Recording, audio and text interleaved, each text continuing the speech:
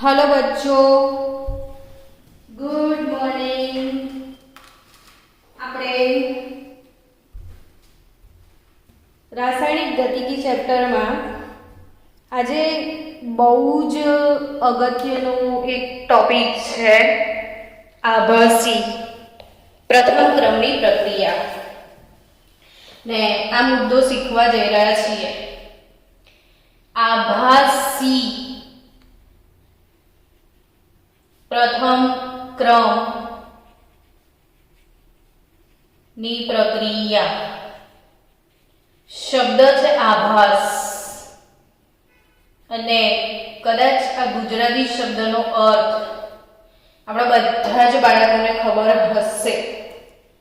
આભાસ એટલે શું?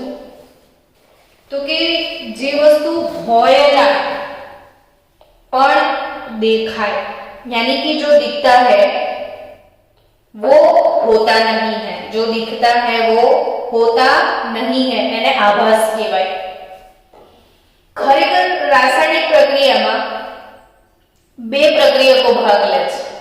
રાસાયણિક પ્રક્રિયામાં બે પ્રક્રિયકો ભાગ લે, પણ જ્યારે કોઈ એક પ્રક્રિયકની સાંદ્રતા વધારે હોય ને બીજા પ્રક્રિયકની સાંદ્રતા ઓછી હોય ત્યારે એ સંજોગોમાં આખી રાસાયણિક પ્રક્રિયાનો જે આધાર છે એ માત્ર અને માત્ર કોઈ એક જ પ્રક્રિયા પર આધાર રાખવા લાગે છે. માત્ર ને માત્ર કોઈ એક જ પ્રક્રિયા પર આધાર રાખે છે ત્યારે એ આખી પ્રક્રિયા દ્વિતીય ક્રમને બદલે પ્રથમ ક્રમની બની જાય છે. ફોર એક્ઝામ્પલ, તમારી પાસે એક બહુ જ મોટું વેસલ છે, એમ સમજો ને. આપણી ગુજરાતી ભાષામાં તગારું કહીએ તો કેવડું મોટું તગારું ભરીને આમાં શું છે ખબર છે? ઢોકળા છે. પ્રક્રિયક નંબર 1 આપણો ઢોકળા. બરાબર. હવે આ ઢોકળા તગારું ભરીને છે, ભૂખ લાગી હશે, ટાઈમ છે ને, અને એક નાનું શું બાઉલ કે જેમાં ચટણી છે. ઢોકળાની કમ્પેરિઝનમાં ચટણી બહુ જ ઓછી છે. પ્રક્રિયામાં ઢોકળા કમ્પલસરી ચટણીમાં ડુબાડીને ખાવાના છે. આમ જોવા જાઓ તો બે પ્રક્રિયકો છે, ઢોકળા પ્રક્રિયક નંબર 1 ને ચટણી પ્રક્રિયક નંબર 2. કમ્પલસરી તમને શરત શું આપી છે કે એક ઢોકળું લેવાનું, ચટણીમાં બોળવાનું ને પછી ખાવાનું. તો ઓબ્વિયસલી તમને ખબર છે કે ઢોકળા બહુ વધારે છે, ચટણી બહુ જ ઓછી છે. તો પહેલા શું પતી જશે? ચટણી. ચટણી પતી જશે એટલે તમારી પ્રક્રિયા પૂર્ણ. કેમ કે કન્ડિશન શું છે? ઢોકળું ચટણીમાં ડુબાડીને ખાવ, ચટણી પતી ગઈ તો બાકીના ઢોકળા એમના એમ પડી રહેશે. એટલે એવું કહેવાય કે આખી પ્રક્રિયાનો આધાર શેના પર છે? ફક્ત ચટણી પર. એટલે જો તમારે આ પ્રક્રિયાનો વેગ લખવો હોય તો પ્રક્રિયા વેગ બરાબર કે કૌંસમાં ઢોકળા ની સાંદ્રતા અને બીજું કૌંસમાં ચટણીની સાંદ્રતા. બટ ઢોકળા બહુ બધા છે એટલે એને અચળ સાથે ગુણી નાખીએ તો વેગ બરાબર k ગુણ્યા ઢોકળા બરાબર નવો અચળાંક k0, જ્યાં k0 બરાબર k અને ઢોકળાની સાંદ્રતા કે જે બહુ વધારે છે એમને પડી રહેવાના છે, અચળ રહેશે આખી પ્રક્રિયા દરમિયાન, ઇન્ટુ ચટણી. એટલે અલ્ટિમેટલી એવું કહી શકાય કે આખી રાસાયણિક પ્રક્રિયાનો વેગ બે પ્રક્રિયકો હોવા છતાં ચટણી પર આધાર રાખે છે. ચટણીની ઘાત 1 એટલે આવી પ્રક્રિયાઓને કહેવાય આભાસી પ્રથમ ક્રમની પ્રક્રિયા. કેટલીક વખત પ્રક્રિયાઓ અહીંયા તમે જોયું એ પ્રમાણે દ્વિતીય ક્રમની થતી હોવા છતાં ધીમે ધીમે એનો ક્રમ 1 થઈ જતો હોય ત્યારે આપણે એને આભાસી પ્રથમ ક્રમ કહેતા હોઈએ છીએ. હવે તો આપણી ઢોકળા અને ચટણીની વાત થઈ. કેમિસ્ટ્રીની દ્રષ્ટિએ સરસ મજાનું એક ઉદાહરણ આપો ને મેડમ. ઢોકળા ખવડાવો છો, ભૂખ લાગે લાગે છે ત્યારે ખાવા પડે, ઢોકળા છે, તો આપણે ઢોકળાને બદલે તમને બીજું કંઈક ખવડાવીએ, કેમિસ્ટ્રીનું કેમિકલ ખવડાવીએ ને એ પ્રક્રિયા યાદ રાખજો પાછળ હો. CH3 COO C2H5. એટલે બધા છોકરાઓમાં ઓર્ગેનિક કેમિસ્ટ્રી આવડી ગયું હશે એટલે ખબર પડી જ ગઈ હશે COO એટલે કયો ક્રિયાશીલ સમૂહ થાય તો કે એસ્ટર. એસ્ટરમાં પાણી નાખી દઉં છું. એસ્ટરમાં પાણી નાખીએ તો એસિડ મળે છે, એસિડ અને આલ્કોહોલ મળશે. એસિડ પ્લસ આલ્કોહોલ અને આ છે એસ્ટર ને આ જળ વિભાજન છે. એસ્ટરનું જળ વિભાજન થાય. એસ્ટર નું જળ વિભાજન થાય. એસ્ટરનું જળ વિભાજન થાય તો એસિડ અને આલ્કોહોલ મળે ને આ પ્રક્રિયા આભાસી પ્રથમ ક્રમની છે. હવે લિટરલી તમને જોવાય છે કે અહીં રાસાયણિક પ્રક્રિયાનો વેગ લખવો હોય તો કે કૌંસમાં એસ્ટરની સાંદ્રતા અને પાણીની સાંદ્રતા એવું કહેવાય. હવે જો t બરાબર 0 સમય શરૂઆતના સમયે ધારો કે હું આ એસ્ટરની સાંદ્રતા 0.01 મોલ લઉં છું ને પાણીની સાંદ્રતા હું 1 મોલ લઉં. 1 મોલ પાણી ને એસ્ટર 0.01 મોલર છે. થોડા સમય બાદ t સમય પછી ધારો કે આ 0.01 મોલ વપરાય છે તો આ પણ 0.01 મોલ, 1 મોલ વર્સિસ 1 મોલ તો 0.01 મોલ આ વપરાય. તો બાકી રહેલી સાંદ્રતા શું વધે બોલો? 0.01 હતી ચટણી અને 0.01 ચટણી ખવાઈ ગઈ તો 0.0 મોલ વધી, પણ આ 1 મોલમાંથી 0.01 જ ખવાય તો 0.99 મોલ વધે છે. શું ફરક પડ્યો આને? આ તો ઓલમોસ્ટ અચળ જેવું જ થયું ને.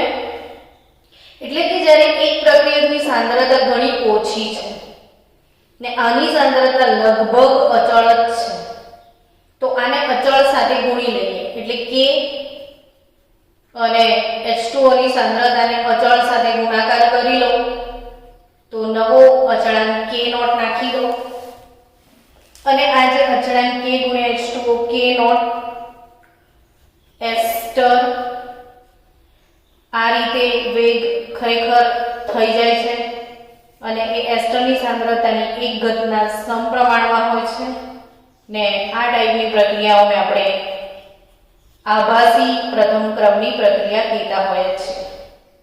તો ઉદાહરણ પણ આ તમારે યાદ રાખવું જોઈએ બાળકો. પરીક્ષાની અંદર MCQ માં બી પૂછાય છે કે એસ્ટરનું જળ વિભાજન, એસ્ટરનું જળ વિભાજન. જળ વિભાજન એટલે આખી ક્લાસને ખબર છે કે પાણી નાખો એસ્ટરમાં અને એસિડ ને આલ્કોહોલ મળે એ જળ વિભાજન કહેવાય. તો આ પ્રક્રિયા આભાસી પ્રથમ ક્રમની છે.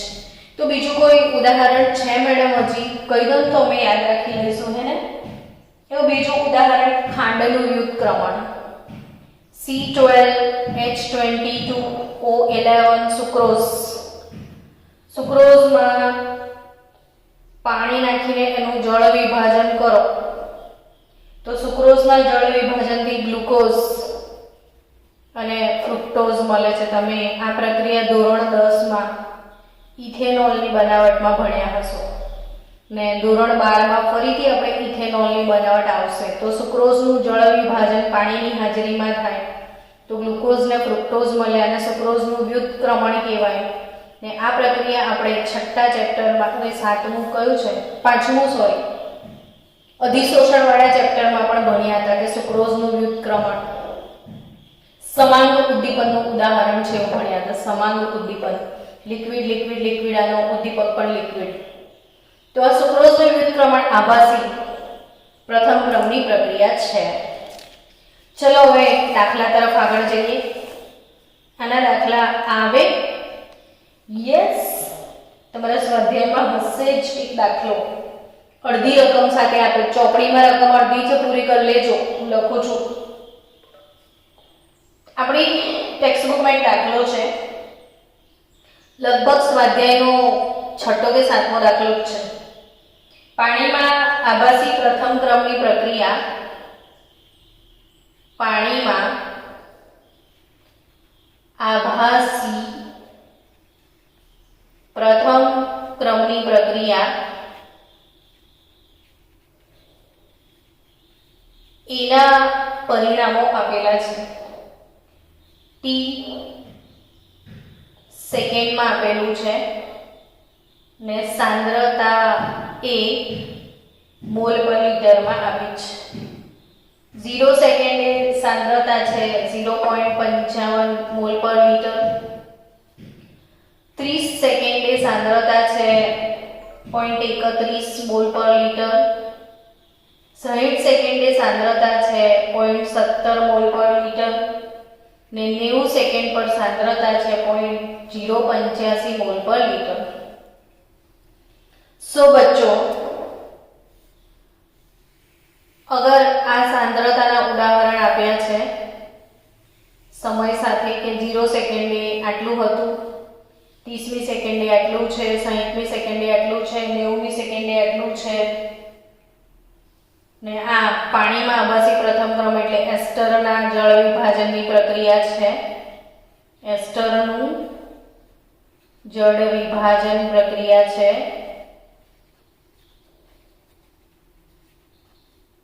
ના પરિણામો આપેલા છે.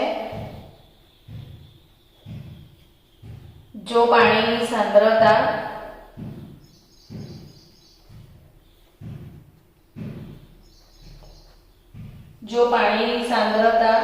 રકમ અધૂરી છે ને ચોપડીમાં, હું એને પૂરી કરી નાખું છું. સમજી રહ્યા છો બાળકો કે 54.2 મોલર હોય તો વેગ અચળાંક k નું મૂલ્ય ગણો.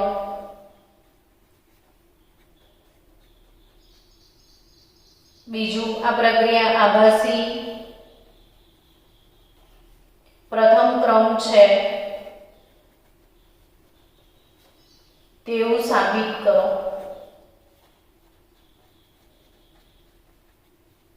અને ત્રીજો પ્રશ્ન છે આમાં 30 અને 60 સેકન્ડ વચ્ચે ના સમયગાળાનો સરેરાશ વેગ ગણો. સરેરાશ વેગ ગણો. આટલી રકમ છે આ કે પાણીમાં આભાસી પ્રથમ ક્રમની પ્રક્રિયા છે એક ને એમાં તમને t સેકન્ડ આપેલી છે, સાંદ્રતા એ આપેલી છે, તો એસ્ટરની જળ વિભાજન પ્રક્રિયાના પરિણામો આપ્યા છે. તો આ પ્રક્રિયા આભાસી પ્રથમ ક્રમ છે એવું સાબિત કરો અને 30 અને 60 સેકન્ડ વચ્ચેના સમયગાળાનો સરેરાશ વેગ ગણો. તો આપણે પહેલો મુદ્દો શોર્ટ આઉટ કરીએ. પહેલો મુદ્દો શું છે કે 30 અને 60 સેકન્ડ વચ્ચે સરેરાશ વેગ. પહેલો મુદ્દો. હવે સરેરાશ વેગ તો કે t1 બરાબર 30 સેકન્ડ ને t2 બરાબર 60 સેકન્ડ. તમને આવડે જ છે સરેરાશ વેગ શોધતા. તો 30 સેકન્ડે સાંદ્રતા c1 0.31 મોલર છે અને 60મી સેકન્ડે સાંદ્રતા c2 0.17 મોલર છે. તો સરેરાશ વેગ, સરેરાશ પ્રક્રિયા વેગ એટલે કે આર એવરેજ કેવી રીતે શોધતા હતા? તો C2 minus C1 upon T2 minus T1. યાદ આવ્યું? પહેલો જ દાખલો ચોપડીનો ગણ્યો તો એ સરેરાશ વેગ 30 માં આટલી 60 માં આટલી, તો this minus this upon this minus this. એટલે C2 0.17 ઓછા 0.31 અપોન 60 ને 30, તો 30 સેકન્ડનો ડિફરન્સ થાય એટલે 0.17 ઓછા 0.31 એટલે 0.14 ભાગ્યા 30, તો 4.67 ગુણ્યા 10 ની માઇનસ 3 ઘાત મોલ પર લીટર પર સેકન્ડ. મોલ પર લીટર પર સેકન્ડ. તો કામ થઈ ગયું. ચલો હવે પહેલું તો સહેલું હતું કે 30 ને 60 સેકન્ડ વચ્ચેના સમયગાળાનો સરેરાશ વેગ ગણો. પછીની બે જે છે ને રકમ એ ચોપડીમાં અધૂરી છે તમારી ટેક્સ્ટબુકમાં દાખલો, પણ આખો દાખલો આવો છે એટલે તમે સુધારી લેજો, કરેક્શન કરી લેજો. આ જોઈશે તો પહેલું પતી ગયું આપણું કામ. બીજું શું છે? તો કે બીજું જે છે ને એ એમ કહે છે કે આ પ્રક્રિયા જે છે આપણી આભાસી પ્રથમ ક્રમની, એના માટે આભાસી પ્રથમ ક્રમ છે એવું સાબિત કરવાનું છે કે પ્રથમ ક્રમની પ્રક્રિયા છે એવું સાબિત કરવાનું છે. તે પ્રથમ ક્રમની પ્રક્રિયા છે એવું સાબિત કઈ રીતે થાય? તો કે આ એસ્ટરનું જળ વિભાજન છે, બરાબર? CH3 COO C2H5 plus H2O H+ ની હાજરીમાં એસિડ CH3COOH એસિડ અને C2H5OH આલ્કોહોલ બને છે. તો આ પ્રક્રિયાનો વેગ બરાબર K કૌંસમાં એસ્ટરની સાંદ્રતા અને પાણીની સાંદ્રતા એવું લખાશે. પણ પાણીની સાંદ્રતા વધારે છે એટલે K H2O એસ્ટર મેં જરાક રીઅરેન્જમેન્ટ કરી પાણીને પેલી સાઈડ લખ્યું. તો આના માટે નવો અચળાંક K નોટ નાખી દઈએ કે K નોટ અને એસ્ટર ને સાંદ્રતાની 1 ઘાત એટલે આભાસી પ્રથમ ક્રમ છે એવું સાબિત થાય. તો હવે આભાસી પ્રથમ ક્રમની પ્રક્રિયા સાબિત કરવા માટે કરીશું શું? તો એક કોઠો બનાવી લો અને એમાં ગણતરી કરીને તમારે કિંમત લખવાની. ટેબલમાં પહેલું લખજો ટાઈમ t ને બીજામાં શું આવશે? સાંદ્રતા, concentration of ester ને ત્રીજામાં K નોટ શોધવાનો છે. K નોટ તો K નોટ પ્રથમ ક્રમનો છે એવું શોધવાનું છે. તો પ્રથમ ક્રમની પ્રક્રિયાનો વેગ અચળાંક 2.303/t log r0/rt શોધવું પડે. જ્યારે આપણે અહીંયા પ્રથમ ક્રમની પ્રક્રિયાનું સૂત્ર મૂકીએ ને બધી વખતે જવાબ સેમ આવે તો સાબિત થઈ જાય કે પ્રથમ ક્રમ છે. પણ જો બધી વખતે જવાબ અલગ અલગ આવે તો એ પ્રથમ ક્રમની નથી એવું કહેવાય. પ્રથમ ક્રમની ના હોય તો શૂન્ય ક્રમનું મૂકવાનું. શૂન્ય ક્રમમાં બધી વખતે સેમ આવે તો શૂન્ય ક્રમ, ના હોય તો પછી કોઈ બીજા ક્રમનું. એવી રીતે અજમાઈશ કરીને ક્રમ શોધવામાં આવે છે. તો આપણે સૌથી પહેલા અહીંયા કિંમત ઇમ્પ્લાય કરીએ કે 0, 30, 60 અને 90. 0 સેકન્ડે સાંદ્રતા કેટલી હતી? તો 0.55, 0.31, 0.70 ને 0.085. હવે આ K નોટ શોધવાનો. તો પહેલામાં તો K નોટ આવે નહીં, R નોટ ને RT જોઈએ એટલે બીજામાં આવશે. તો K નોટ 2.303 બાય ટી, 0 ને 30 વચ્ચેનો તફાવત 30 સેકન્ડ કહેવાય. તો log r0 એટલે મૂળ સાંદ્રતા 0.55 upon rt એટલે 0.31. ચલો જલ્દી ફાસ્ટ બાળકો, મને આનો જવાબ જોઈએ છે. તમામ બાળકો ધંધે લાગી જાઓ, જવાબ આપો. 0.55 ભાગ્યા 31 કરો, એનો log જુઓ. 0.55 ભાગ્યા 0.31 log જોવા માટે 13 વાર વર્ગમૂળ 1 2 3 4 5 6 7 8 9 10 11 12 13 -1 into 3 5 5 8 તો 0.2490 તો 2.303 into 0.2490 ભાગ્યા 30 તો 0.2490 ગુણ્યા 2.303 divided by 30 તો 0.019 તમારો વેગ આવશે 0.019. ચલો હવે ફરીથી k નોટ આના માટે શોધો. બીજો k નોટ 30 થી 60 સેકન્ડ વચ્ચે એટલે 2.303 ભાગ્યા 60 સેકન્ડ log r0 એટલે 0 વાળો લેવાનો. r0 0.55 ભાગ્યા rt 0.70 તો 0.55 ભાગ્યા 0.70. ચલો જલ્દી ફોલો કરો, આ રીતે શોધીને આન્સર આપો મને. તો 0.5099 એટલે 1 પોઈન્ટ અગેન 0.019 એટલે આનો જવાબ પણ 0.019 આવે છે. 197 એવું કંઈક આવશે. અને હવે ત્રીજો k નોટ શોધવાનો. તો 2.303 ભાગ્યા 90 માટે શોધવાનો. તો log r0 0.55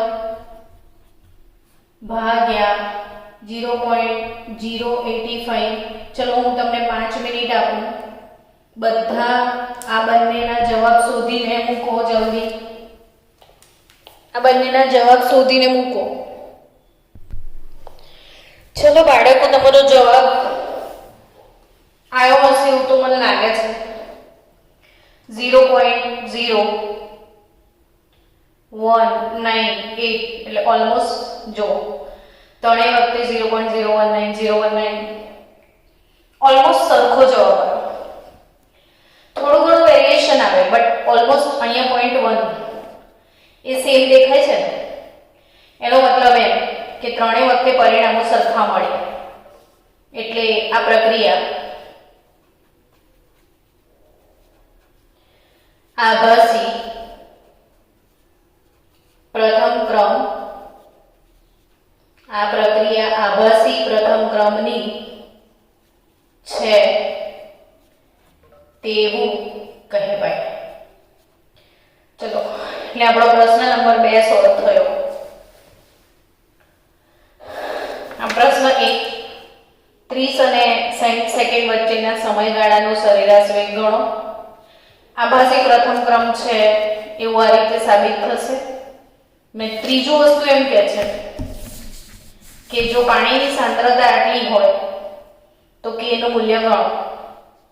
તો આપણે k બરાબર શું હતું? તો કે k એટલે k નોટ, અને આપણે તો k નોટ લાયા તો k into h2 અને k નોટ કીધો તો ને આપણે આ જે કિંમત છે આ કિંમત k નોટ માટે લાયા. આ k નોટ લાયા. આપણને પ્રક્રિયાનો વેગ અચળાંક k શોધવાનો છે. તો k into h2 એટલે k નોટ હતો. તો k નોટ બરાબર k into h2 હવે કે નોટમાં શું કરવાનું કે કે નોટ કઈથી લાવવાનો, તો આપણે 3 વખત કે નોટ શોધેલા એનો સરેરાશ શોધી કાઢો. પહેલી વખતનો કે નોટ 0.0 19 કે એવો કંઈક હતો કે 19 જે હશે. બીજી વખતનો 0.0 1957 હતો અને ત્રીજી વખતનો 0.0 1958. તમે જવાબ બોલતા નથી એટલે બહુ ખબર પડે નહીં મને. અહીંયા 0.0 198 નહીં, 0.02 હતો. તો ઓલમોસ્ટ 0.02 ભાગ્યા 3 કરી દેવાના. 3 વખત જે કે આવ્યો હોય એ કે નું ટોટલ ડિવાઇડેડ બાય 3 કરી દો અને ઓલમોસ્ટ તમને એનો જવાબ આવશે 1.98 × 10⁻². હવે તમારો જે જવાબ આવે એ કે નોટ આવી. તમે ફરીથી સમજો કે આ 3 વખત કે લાયા 1 2 ને 3 વાર. એ 1 2 ને 3 ના કે નો જે જવાબ આવ્યો હોય એ ત્રણેયનો સરવાળો કરી દો. સરવાળો કર્યા પછી ભાગ્યા 3 કરી દો તો સરેરાશ કે નોટ આવી ગયો. એટલે કે નોટ ની કિંમત 1.98 × 10⁻²² બરાબર કે. અને પાણીની સાંદ્રતા રકમમાં આપી છે કેટલી? તો 54.2. પાણીની સાંદ્રતા કેટલી આપી છે? 54.2. તો કે મળી જશે 1.98 ભાગ્યા 54.2 ગુણ્યા 10⁻². તો 1.98 divided by 54.2 તો 0.03653 × 10⁻². હવે મોસ્ટ આઈએમપી જે પ્રખા દાખલો પરીક્ષા પૂછે તો માર્ક્સ આપવાનો આધાર કે આ પ્રક્રિયા આભાસી પ્રથમ ક્રમ છે. એટલે આભાસ થાય છે, આભાસ પણ છે તો બે પ્રક્રિયકો. એટલે આનો જે કે નો એકમ છે એ અહીંયા હંમેશા દ્વિતીય ક્રમની પ્રક્રિયાનો લાગે. આ એક મોસ્ટ આઈએમપી વાત છે જે બાળકો ભૂલી જાય છે. તમામ વિદ્યાર્થી મિત્રોને નમ્ર વિનંતી કે પરીક્ષામાં ના ભૂલી જતા આભાસી પ્રથમ ક્રમની પ્રક્રિયામાં ભલે પ્રથમ ક્રમ છે પણ અહીં વેગ અચળાંક કે નો એકમ દ્વિતીય ક્રમનો જ આવશે. કે નો એકમ દ્વિતીય ક્રમનો જ આવશે ને દ્વિતીય ક્રમનો એકમ ભૂલી જવાય તો આપણી જોડે તો મોલ પર લીટર, સાંદ્રતાની 1 - n ઘાત, સમય, ઇનવર્સ આની પ્રેક્ટિસ બી મેં તમને કરાઈ છે. તો દ્વિતીય ક્રમ એટલે 1 - 2 તો -1 એટલે લીટર પર મોલ પર સેકન્ડ, લીટર પર મોલ પર સેકન્ડ. ને આ ભૂલી ગયા તો માર્ક્સ કાપી જ લે, તમને આપે જ નહીં. એટલે તમામ છોકરાઓને આભાસી પ્રથમ ક્રમની પ્રક્રિયા એટલે શું એ ક્લિયરલી સમજ પડી ગઈ હશે. મેં દરેક વસ્તુ અહીંયા મેન્શન કરી જ લીધી છે. હવે બાળકો આના પછીનો જે ચોપડીમાં ટોપિક છે તાપમાન વાળો, એ ટોપિક ભલે બોર્ડ કટ કરતું હોય બટ આપણે ભણવું પડે.